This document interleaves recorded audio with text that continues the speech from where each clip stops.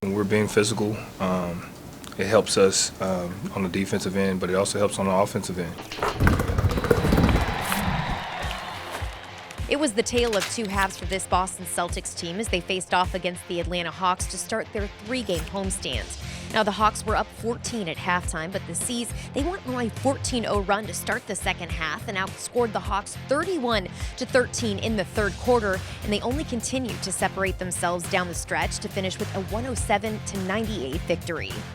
We did a great job in the first half of really just being physical, but we were fouling too much. So it was just about adjusting to what the refs were calling, as well as putting a little bit more pressure on the guys that were the primary ball handlers and making them not as comfortable as they were. Getting up open threes at the three-point line rather than 3 feet back. It's a completely different shot.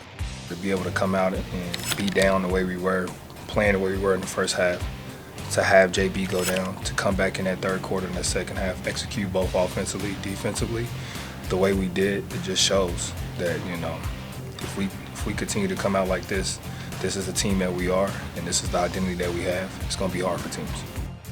Up the physicality, that's what we talked about and showed at halftime. It was a little carryover from the last 2 games where we weren't our best defensively, and it, obviously happened in the first half where he came off clean too many times, we got too many good looks, and so our whole point was like, if we're gonna, mess up a switch in the pick and roll, let's be aggressive and at least have 2 on the ball. A lot of times they were rolling out and he was getting off clean looks, and so that was the main point of emphasis at halftime. No yelling, screaming. It was more like, let's get back to who we are defensively. Now, we did see a scary moment happen there in the first quarter as Jaylen Brown suffered a right ankle sprain and did not return to action.